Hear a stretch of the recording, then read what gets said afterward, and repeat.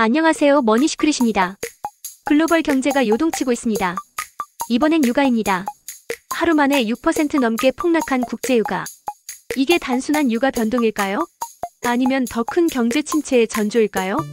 오늘 영상에서는 이 충격적인 유가 폭락의 이유와 그 파장이 어디까지 이어질지 분석해보겠습니다.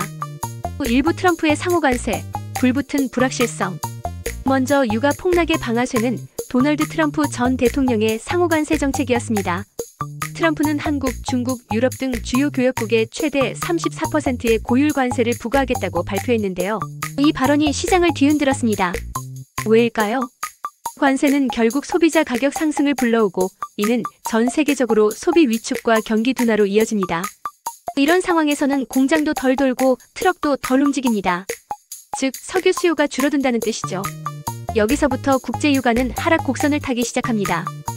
2부 하루 만에 마이너스 6%. 유가 폭락의 수치. 3일 뉴욕 상업거래소 기준 서부 텍사스 산원 UWTI는 무려 6.6% 폭락한 66.95달러에 거래를 마쳤습니다. 국제유가의 기준이 되는 브렌트유도 6.4% 급락해 70.14달러로 마감했죠. 이 하락폭은 2022년 여름 이후 최대 낙폭입니다. 시장은 즉각 반응했고 석유 관련 주식들도 줄줄이 하락했습니다.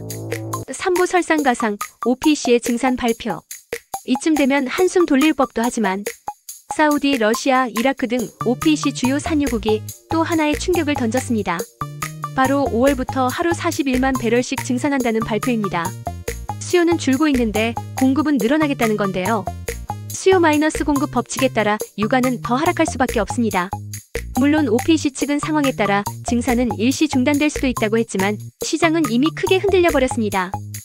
4부 경기 침체 신호. JP모건의 경고. JP모건은 트럼프의 관세 정책이 미국과 세계 경제 모두를 침체로 이끌 수 있다고 경고했습니다. 물가가 오르면서도 경기는 위축되는 스태그플레이션 가능성도 제기됐죠. 게다가 미국의 원유 재고는 620만 배럴이나 증가해 시장의 불안감을 키웠습니다. 이런 신호들을 종합해보면 단순한 유가 하락이 아니라 글로벌 경기 둔화의 전조로 해석할 수 있는 겁니다. 5부 우리 삶에 어떤 영향이 있을까? 유가가 떨어지면 기름값은 싸질 수 있겠죠. 하지만 이건 일시적일 뿐입니다. 경제 침체, 수출 감소, 소비 위축. 결국 우리 모두의 삶에 영향을 줄 수밖에 없습니다. 특히 한국처럼 수출 의존도가 높은 나라는 이 여파를 고스란히 맞을 가능성이 큽니다. 지금은 국제유가만 보더라도 세계 경제의 복잡한 퍼즐을 읽어야 하는 시대입니다. 여러분, 이번 국제유가 하락 사태는 그저 유가만의 문제가 아닙니다. 세계 경제 전체를 흔드는 연쇄 반응의 시작점일 수 있습니다.